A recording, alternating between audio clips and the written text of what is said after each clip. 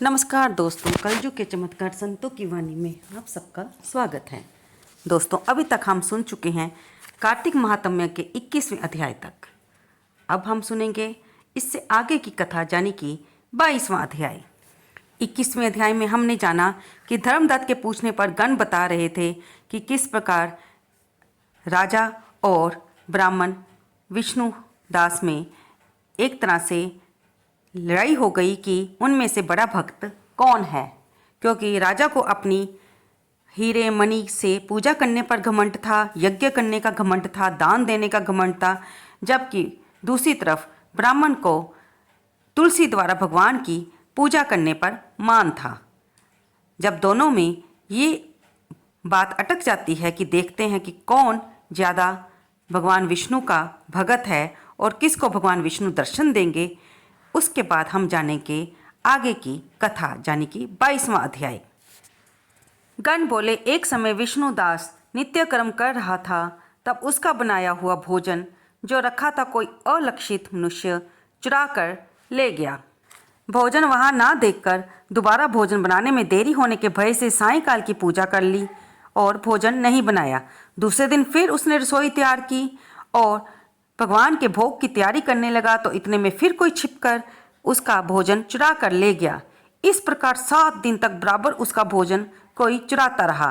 तब विष्णुदास अपने मन में सोचने लगा, मैं 7 दिनों से उपवास व्रती हूँ और आज मैं अपने भोजन की रक्षा करूँगा। इस प्रकार सोई बनाकर वह छिप गया।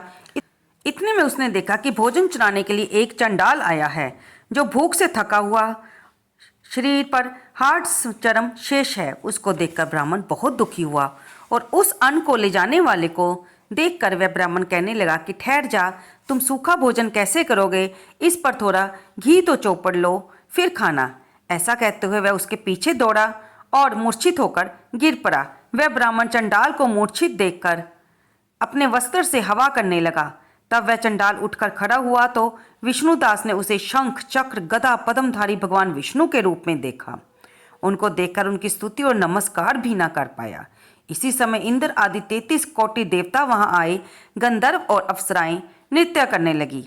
वह स्थान सैकड़ों विमानों से, देवता और ऋषिगणों से भर गया। सब गाने और बजाने लगे। तब विष्णु भगवान सतोगुनी अपने भक्त को छाती से लगाकर और अपनी समान रूपता देकर उसे वैकुंठ ले गए।